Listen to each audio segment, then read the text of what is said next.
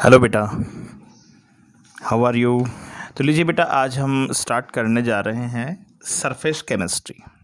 Surface chemistry जो है, सबसे पहले तो मैं आपको समझाता हूँ कि सरफेस केमिस्ट्री होती क्या है। देखिए बेटा, किसी भी सब्सटेंस की वैसे तो अलग अलग फिजिकल स्टेट हो सकती है, लेकिन हम यहाँ पर दो फिजिकल स्टेट को समझते हैं। एक तो मान लीजिए ये फिजिकल स्टेट होगी सॉलिड, ये सॉलिड स्टेट, ठीक है। और एक हो सकती है किसी सब्सटेंस की लिक्विड स्टेट, ठीक है।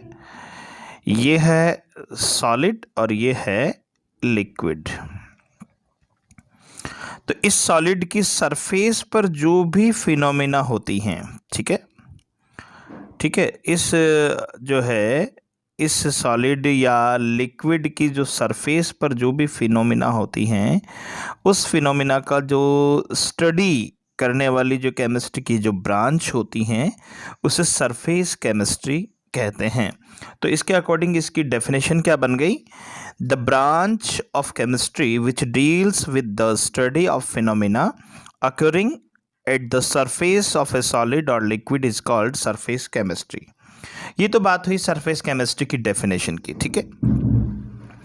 अब इसमें एक टर्म हम पढ़ेंगे, एडजॉर्प्शन। देखिए बेटा, ये एडजॉर्प्शन होता क्या है, सबसे पहले मैं आपको ये बताना चाहूँगा कि व्हाट इज़ द एडजॉर्प्शन। देखिए बेटा, क्या होता है कि जैसे मान लीजिए ये कोई सॉलिड है, ये कोई सॉलिड है और ये इसकी सरफेस है। तो दूसरे किसी भी सब्सटेंस की जो स्मॉल मॉलिक्यूल्स है, ये पार्टिकल्स मान लो, मॉलिक्यूल्स मान लो, तो एक सब्सटेंस के जो स्मॉल मॉलिक्यूल्स या पार्टिकल्स है दूसरे सब्सटेंस की सरफेस पे इकट्ठे हो जाते हैं, ठीक है, जिसके कारण एक सब्सटेंस की जो कंसंट्रेशन है वो दूसरे सब्सटेंस की सरफेस पे यहाँ इकट्ठे होने से इसकी कंसंट्रेशन बढ़ जाती है। इसको बोलते हैं एडजॉर्प्शन। अब हम बात करते हैं एडजॉर्प्शन की डेफिनेशन की। तो the phenomenon of attracting the molecules of a substance on the surface of a liquid or solid is called adsorption। यानी कि किसी लिक्विड या सॉलिड की सरफेस पर अगर कोई दूसरा सब्सटेंस जो है उसके मॉलिक्यूल्स अगर इकट्ठे हो रहे हों, तो अट्रैक्ट हो रहे हों, तो इस फिनोमेना को कहते हैं एडजॉर्प्शन, ठीक है। एडजॉर्प्शन, अब एडजॉर्प्शन के कितने कंटेंट होते हैं? एक तो जैसे मैंने अभी बताया था, एडजॉर्प्शन के कंटेंट दो होते हैं, एक तो एडजॉर्बेंट और एक एडजॉर्बैट।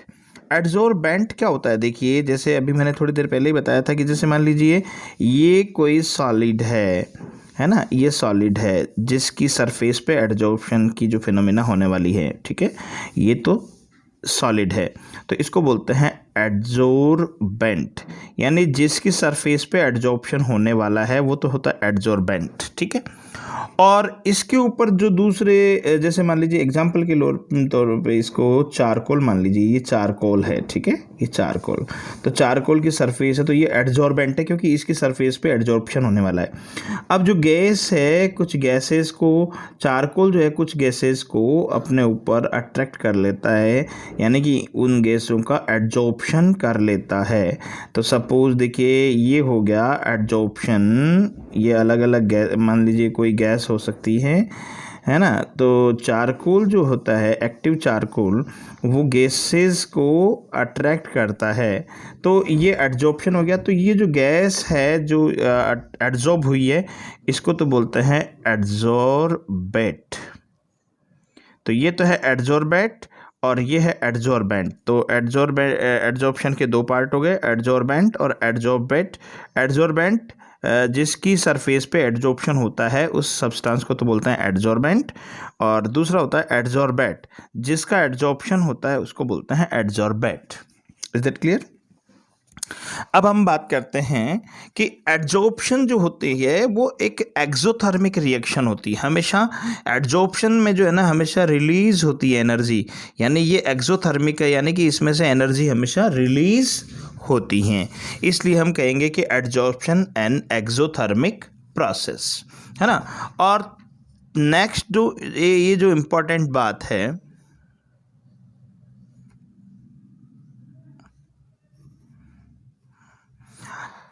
नेक्स्ट है Gibbs energy change during adsorption. तो हम जानते हैं कि गिब्स एनर्जी का जो चेंज होता है del G is equals to del H minus T del S, ये फॉर्मूला होता है, ठीक है। ये भी हमने पढ़ा था कि एड्जॉर्प्शन एक एक्सोथर्मिक रिएक्शन है।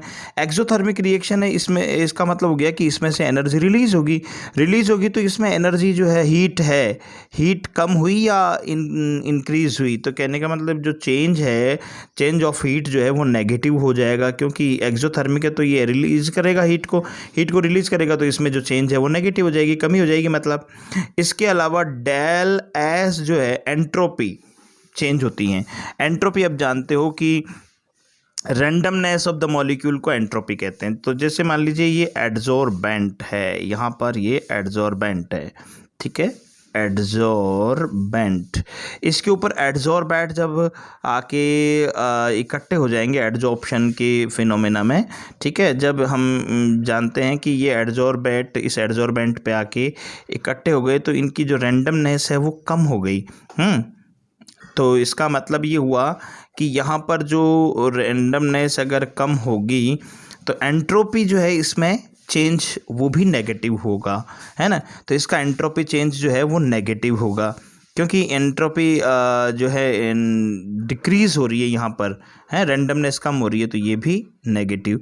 जब इन दोनों नेगेटिव वैल्यू को हम इस फॉर्मूले में रखेंगे, गिब्स हेल्महोल्ट्ज़ इक्वेशन जिसको हम बोलते हैं, 11th में आपने पढ़ा होगा ये, तो del G is equals to minus del H, और ये माइनस और ये भी माइनस, तो ये माइनस माइनस क्या हो जाएगी, पॉजिटिव, तो plus del T del S.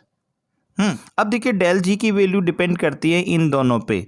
तो कंडीशन हम फर्स्ट लिखते हैं एट लॉ टेम्परेचर है। तो लॉ टेम्परेचर जब होगा तो डेल एच की वैल्यू जो हो जाएगी वो ज़्यादा हो जाएगी टी डेल एस से। लो टेम्परेचर पे इसकी वैल्यू कम हो जाएगी, ये ज़्यादा हो जाएगी, तो डेल जी सीधी सी क्या बात हो गई, नेगेटिव हो जाएगी, है ना।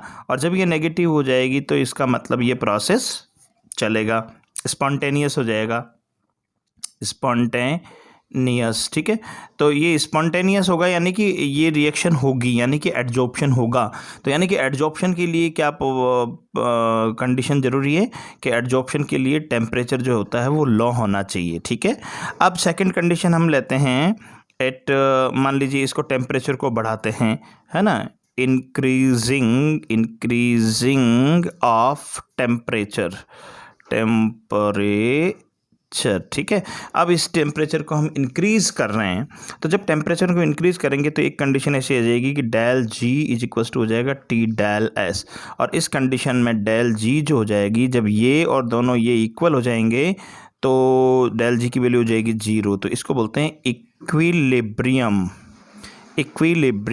यानी तो अब एड्जॉर्प्शन जो है और रिजॉर्प्शन इक्वल हो जाएगा, इक्विलिब्रियम हो गई। Third condition it higher temperature है, इट हायर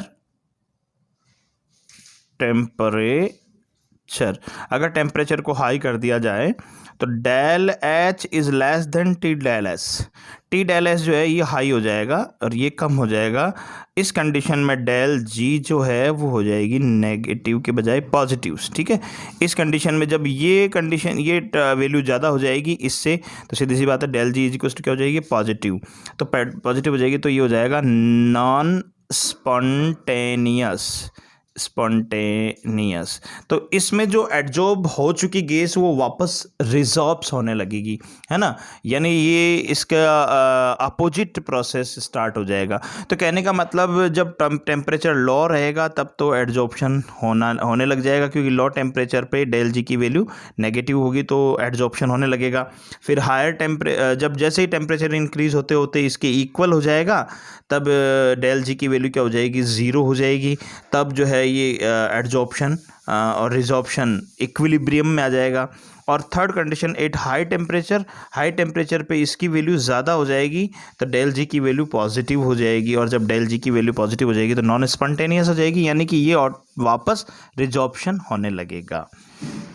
तो लीजिए बेटा, अब हम पढ़ रहे हैं एडजॉर्प्शन एंड एब्जॉर्प्शन। देखिए, एक तो होता है एडजॉर्प्शन और एक होता है एब्जॉर्प्शन, दोनों बताता हूं मैं आपको। देखिए, ये है एडजॉर्बेंट, ये है एडजॉर्बेंट, ये है कोई दूसरा एडजॉर्बेंट, ये दोनों एडजॉर्बेंट।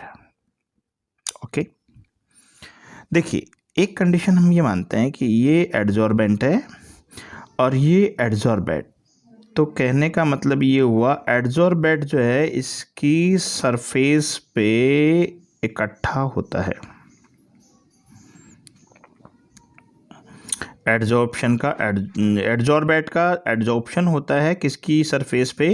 एडजॉर्बेंट की। ये हो गया इसका एडजॉर्प्शन, ठीक है। तो ये केवल सरफेस तक ही लिमिट है इसकी। तो ये तो है एडजॉर्बेंट, और ये है एडजॉर्बेंट, तो इसको तो बोलते हैं एडजॉर्प्शन। तो एक तरह से एडजॉर्प्शन में आप देख रहे हैं कि जो एडजॉर्बेंट है वो केवल सरफेस तक ही लिमिट है, अंदर नहीं गया ये। केवल सरफेस पे इकट्ठा हुआ है, अंदर नहीं है। इसको अंदर के पार्ट को कहते हैं बल्क, और ये है सरफेस, तो बल्क में नहीं गया बल्कि सरफेस पे ही रहा, इसको तो बोलते हैं एडजॉर्प्शन, ठीक है। दूसरी कंडीशन हम ये कह सकते हैं कि एडजॉर्बेंट जो है पहले आया, इसका एडजॉर्प्शन हुआ, पहले तो एडजॉर्प्शन हुआ, ओके हो गया। अब एडजॉर्प्शन होते होते धीरे धीरे यही जो एडजॉर्बेंट है वो धीरे धीरे इसके बल्क एरिया में भी एंटर करने लग गया, ये बल्क में भी अंदर जाने लग गया।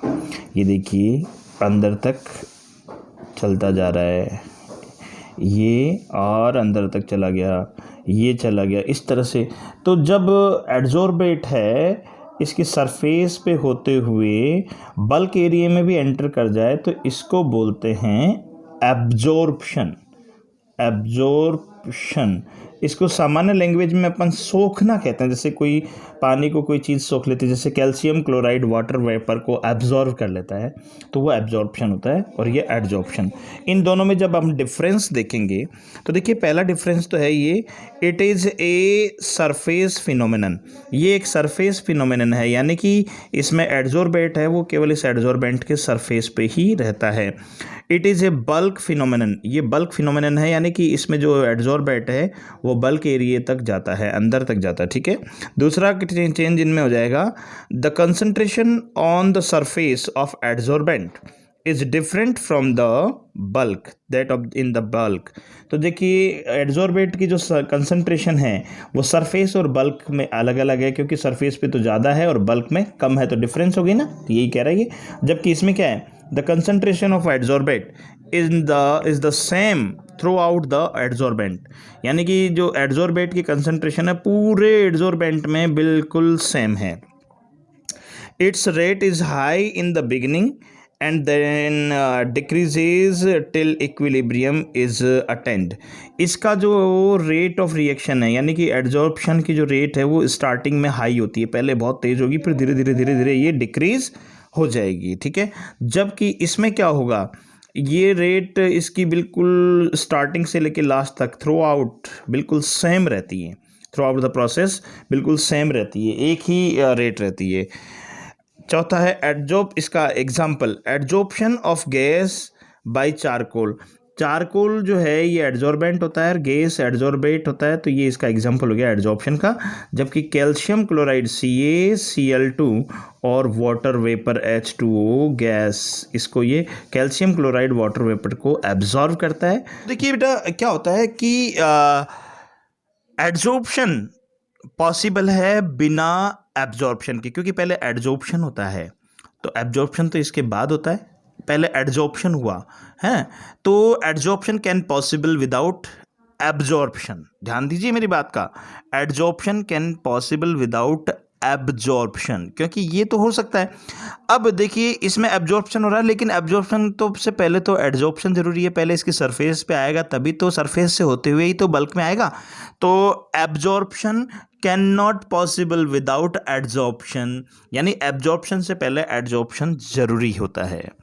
तो लीजिए बेटा, अब हम बात करते हैं टाइप ऑफ एडजॉर्प्शन। देखिए एडजॉर्प्शन के टाइप जो है उसके दो बेस पे हम इसको क्लासिफाई करते हैं, ठीक है।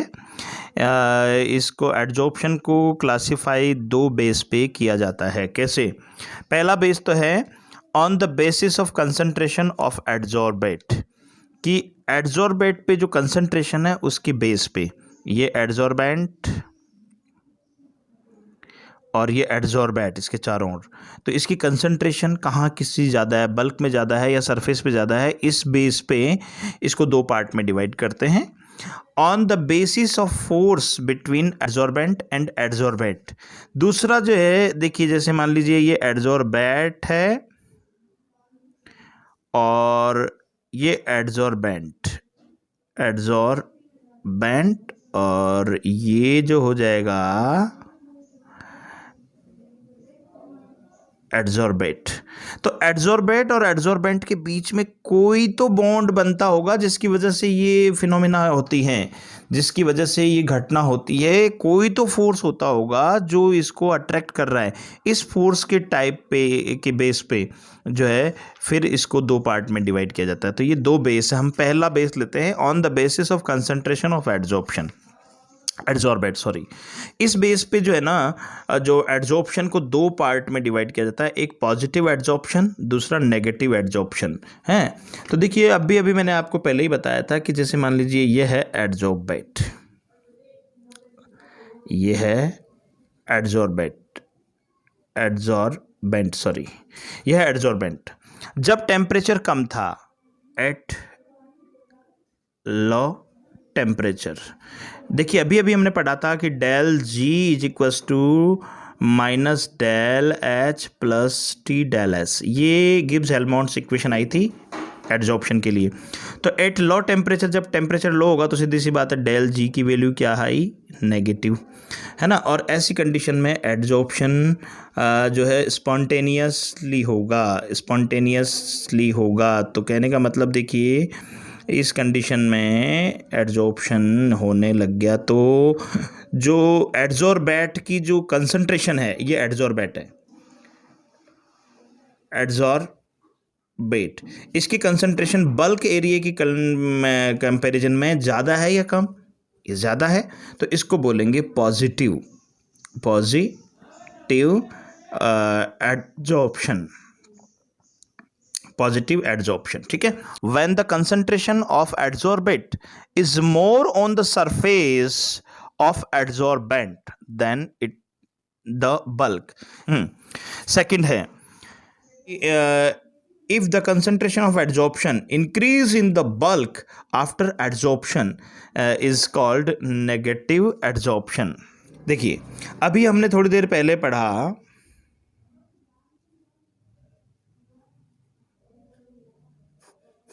देखिए अभी हमने थोड़ी देर पहले पढ़ा कि कोई भी एडजॉर्बेट जो होगा वो पहले तो एडजॉर्ब होगा, ये एडजॉर्ब हो रहा है, ठीक है, तो ये एडजॉर्प्शन हो रहा है एडजॉर्बेट का। तो अभी तो कंसंट्रेशन यहाँ ज़्यादा होगी इनिशियल पे, तब तो ये गया पॉजिटिव एडजॉर्प्शन। फिर धीरे धीरे क्या होगा, ये बल्क एरिया में भी आने लगेगी, धीरे धीरे एडजॉर्प्शन जो है बल्क एरिया में आने लगेगी, हैं। तो बल्क एरिया में जो है धीरे धीरे कंसंट्रेशन जब ज़्यादा हो जाएगी एडजॉर्बेट की और यहाँ पे कम हो जाएगी, तब हम इसको कहेंगे नेगेटिव एडजॉर्प्शन, ठीक है। तो एक तरह से एब्जॉर्प्शन भी एडजॉर्प्शन के बाद की घटना है, ठीक है। तो नेगेटिव एडजॉर्प्शन जो है, if the concentration of the adsorbate increase in the bulk after adsorption is called negative adsorption। तो लीजिए बेटा, अब हम पढ़ते हैं सेकंड बेस इसका क्लासिफिकेशन का, on the basis of the force between adsorbent and adsorbate. तो हम जानते हैं कि ये एडजॉर्बेंट है, एडजॉर्बेंट और ये एडजॉर्बेट, ठीक है। तो इनके बीच में, एडजॉर्बेंट और एडजॉर्बेंट के बीच में कोई ना कोई तो फोर्स होगा जिसकी वजह से ये फिनोमिना होगी, है ना, ये अट्रैक्ट होगा। इस फोर्स की बेस पे इसको दो पार्ट में डिवाइड किया गया। एक फिजिकल एड्जॉर्प्शन और दूसरा केमिकल एड्जॉर्प्शन। तो इसी को मैं बताने जा रहा हूं आपको कि एक तो फिजिकल एड्जॉर्प्शन में जो है ना, इनके बीच में, एड्जॉर्बेंट और एड्जॉर्बेट के बीच में वीक वांडरवाल फोर्स होता है, जो कि एक वीक टाइप का फोर्स होता है। तो weak van der Waals force between adsorbent and adsorbate, ठीक है। जबकि इसमें केमिकल एड्जॉर्प्शन में एड्जॉर्बेंट और एड्जॉर्बेट के बीच में जो है स्ट्रॉन्ग केमिकल बॉन्ड बनते हैं, strong chemical bond between adsorbent and adsorbate. Okay, no compound formation takes place. देखिए, ये तो जो फिजिकल एड्जॉर्प्शन जो है, इनमें केवल force of attraction, van der Waals force क्या होता है, एक वीक फोर्स ऑफ अट्रैक्शन ही तो होता है। तो इसमें कोई केमिकल रिएक्शन जो है टेक्स प्लेस नहीं होती, और जब केमिकल रिएक्शन टेक्स प्लेस नहीं होगी तो कोई प्रोडक्ट नहीं बनेगा। तो इसमें कोई जो है फॉर्मेशन नहीं होती है, किसी कंपाउंड का फॉर्मेशन नहीं होता। जबकि केमिकल एड्जॉर्प्शन में तो इनके बीच में केमिकल बॉन्डिंग होती है भाई। तो एड्जॉर्बेंट और एड्जॉर्बेट के बीच में केमिकल बॉन्डिंग बनेगी तो सीधी सी बात है, कोई ना कोई कंपाउंड भी फॉर्म होगा। तो सरफेस कंपाउंड आर फॉर्म्ड, जो सरफेस पे कुछ कंपाउंड फॉर्म जरूर होंगे, ठीक है। The process is reversible. देखिए बेटा, ये केवल फोर्स ऑफ अट्रैक्शन है जो कि वीक है, तो एड्जॉर्ब भी हो जाएगा और ये वापस टूट कर अलग भी हो सकते हैं। जब इनको हीट करेंगे, ज़्यादा टेम्परेचर बढ़ाएंगे तो ये वापस रिजॉर्प्शन भी होने लगेगा, यानी कि ये रिवर्सिबल होती है। ये दोनों साइड में ये रिएक्शन हो सकती हैं एड्जॉर्प्शन और रिजॉर्प्शन। तो इसलिए इसको बोलते हैं रिवर्सिबल। जबकि जो केमिकल एड्जॉर्प्शन है, इसमें फोर्स ऑफ अट्रैक्शन जो है वो बहुत, एक केमिकल बॉन्ड होता है इन दोनों के बीच, जो कि एक बार बन गया तो फिर टूटता नहीं है, और जब नहीं टूटता तो ये वापस रिजॉर्प्शन इसका पॉसिबल नहीं होता है। तो ये केवल एक ही डायरेक्शन में होगा, वापस रिजॉर्प्शन इसको नहीं हो सकता। ये एक तरह से परमानेंट मान सकते हैं अपन। तो ये जो है द प्रोसेस इज इरिवर्सिबल। चौथा जो डिफरेंट है, it does not require activation energy. सीधी सी बात है, एक्टिवेशन एनर्जी तो किसी केमिकल रिएक्शन के लिए जरूरी होती है। तो ये तो फोर्स ऑफ अट्रैक्शन है, इसमें किसी तरह की कोई एनर्जी की रिक्वायरमेंट नहीं होती। जबकि केमिकल एड्जॉर्प्शन में क्या होगा, इन दोनों के बीच में केमिकल बॉन्ड फॉर्म होता है। केमिकल बॉन्ड फॉर्म होगा, इसका मतलब प्रोडक्ट भी बनेगा, और प्रोडक्ट बनने के लिए एक्टिवेशन एनर्जी तो रिक्वायर्ड होती ही होती है, अपन ने पहले पढ़ रखा है ये। It forms multi molecular layer. देखिए बेटा, ये जो है फिजिकल एड्जॉर्प्शन, ये फोर्स ऑफ अट्रैक्शन होता है केवल। तो एक लेयर के बाद में भी ये एक लेयर एड्जॉर्बेट की इसके चारों ओर बन गई, ठीक है। तो अभी इसका फोर्स ऑफ अट्रैक्शन और लग रहा है तो दूसरी लेयर भी बन जाएगी, क्योंकि फोर्स ऑफ अट्रैक्शन लग रहा है इसमें और लग रहा है, तो ये तीसरी लेयर भी बन जाएगी। तो कहने का मतलब ये हो गया कि ये जो फिजिकल एड्जॉर्प्शन है वो मल्टी लेयर हो सकता है, एक से ज़्यादा इसमें लेयर एड्जॉर्बेट की हो सकती हैं। जबकि केमिकल एड्जॉर्प्शन में क्या होगा, ये एड्जॉर्बेंट है, मान लीजिए ए, ठीक है, ये है एड्जॉर्बेंट ए और एड्जॉर्बेट है बी। तो केमिकल जो बॉन्डिंग बनती होगी वो ए और बी के बीच ही पॉसिबल है, मान लो, तभी तो ये एड्जॉर्प्शन हुआ, ये बी। तो ये ए और बी के बीच में केमिकल बॉन्डिंग बन गई और ये एड्जॉर्प्शन हो गया। अब दूसरी बी की ही परत इस पे नहीं आएगी, क्योंकि बी और बी के बीच में केमिकल बॉन्डिंग थोड़ी होती है। बी और बी के बीच में तो केमिकल बॉन्डिंग नहीं होती, ए और बी के बीच केमिकल बॉन्डिंग बनती है। तो ये एक लेयर बन गई, अब दूसरी लेयर इस पे नहीं जमेगी, तो इसलिए ये यूनिमोलिकुलर होगा, यूनिमोलिकुलर, यानी एक ही लेयर बनेगी इसमें, एक ही सिंगल मॉलिक्यूल की लेयर बनेगी इसमें, जबकि इसमें मल्टी लेयर होता है, मल्टी मॉलिक्यूलर लेयर। इसके अलावा देखिए, ये स्पेसिफिक नहीं होता है, फिजिकल जो एड्जॉर्प्शन है वो स्पेसिफिक नहीं होता है, और ये स्पेसिफिक होता है। स्पेसिफिक का मतलब इसमें तो केवल फोर्स ऑफ अट्रैक्शन है, weak van der Waals force of attraction, जो किसी भी दो मॉलिक्यूल के बीच हो सकते हैं, है ना। तो जरूरी नहीं है कि इसमें कोई स्पेसिफिकेशन हो। जबकि केमिकल एड्जॉर्प्शन में जिनके बीच बॉन्ड फॉर्म होता हो, केवल वे ही एड्जॉर्बेट एड्जॉर्बेंट पे एड्जॉर्ब होंगे, जिनके बीच केमिकल बॉन्डिंग फॉर्म होती है, यानी कि सारे एड्जॉर्बेंट पे एड्जॉर्ब नहीं होंगे। और नेक्स्ट और लास्ट इसका डिफरेंस है, heat of adsorption is low, इसकी हीट एब्जॉर्प्शन लो होती है और कितनी 20 to 40 किलो जूल। हाँ, सीधी सी बात है, क्योंकि इसमें एक्टिवेशन एनर्जी चाहिए नहीं होती, इसलिए ये केवल थोड़ी सी हीट पे ही हो जाती हैं। जबकि heat of adsorption is high, ये 200 से 400 किलो जूल पर मोल होती है। इसमें एनर्जी की ज़्यादा रिक्वायरमेंट होती है, इसमें एनर्जी की कम रिक्वायरमेंट होती है। ओके, तो लीजिए बेटा, अब हम पढ़ते हैं फैक्टर अफेक्टिंग एड्जॉर्प्शन। एड्जॉर्प्शन को कौन कौन से फैक्टर इफेक्ट करते हैं उनके बारे में हम पढ़ रहे हैं। सबसे पहले है नेचर ऑफ द गैस, यानी कि एड्जॉर्बेट, एड्जॉर्बेट की नेचर पे। तो देखिए बेटा, जो गैसेज इजीली लिक्विफाई हो जाती हो, जो गैसेज इजीली लिक्विफाई हो जाती हों, उनका एड्जॉर्प्शन इजीली होता है, बजाय उनके जो परमानेंट गैसें होती हैं, है ना। इस बेस पे देखिए, आपकी बुक में कुछ एग्जांपल है गैसों के, उनका ऑर्डर दे रखा है। तो इस ऑर्डर में देखिए SO2 यानी सल्फर डाइऑक्साइड सबसे ज़्यादा एड्जॉर्ब होती हैं, अमोनिया उससे कम, है ना, HCl यानी हाइड्रोजन क्लोराइड उससे भी कम, CO2 इससे भी कम, और फिर N2 इससे भी कम, और O2 उससे भी कम। तो ये ऑर्डर दे रखा है, तो इस ऑर्डर को लर्न करना है, क्योंकि एग्जाम में कई बार केवल ऑर्डर पूछ लिया जाता है इन गैसों का, कि इनके एड्जॉर्प्शन का ऑर्डर लिखिए। तो इसको ऑर्डर को वैसे sulphur dioxide, ammonia, hydrogen chloride, CO2, carbon dioxide, N2, O2 वैसे लर्न करने में दिक्कत आती है। इसके लिए एक छोटी सी मैं आपको ट्रिक बता देता हूँ, है ना, और वो क्या है, सोफिया। सोफिया से बन गया SO2। सोफिया नेहा के साथ, नेहा, सोफिया नेहा के साथ हीरो की साइकिल पर, हीरो की साइकिल पर 2 बार कॉलेज गई, 2 बार कॉलेज गई, है ना। CO2 से कॉलेज, और 2 का मतलब 2 बार, है ना, वरना कार्बन मोनोऑक्साइड भी हो सकती हैं, है ना। ये चीज़ जो है नंदू और ओमवीर ने बताई। तो एक ट्रिक बन गई कि सोफिया नेहा के साथ हीरो की साइकिल पर 2 बार कॉलेज गई, ये नंदू और ओमवीर ने बताया। ठीक है, तो sulphur dioxide, ammonia, hydrogen chloride, carbon dioxide, nitrogen और ऑक्सीजन, इनके ये ऑर्डर हो जाएगा। दूसरा, surface area of adsorbent. Adsorbent का जो सरफेस एरिया है वो भी एड्जॉर्प्शन को इफेक्ट करता है, कि ठीक है, एड्जॉर्प्शन का सरफेस एरिया जितना ज़्यादा होगा, एड्जॉर्प्शन उतना ही अधिक होगा। तो एड्जॉर्प्शन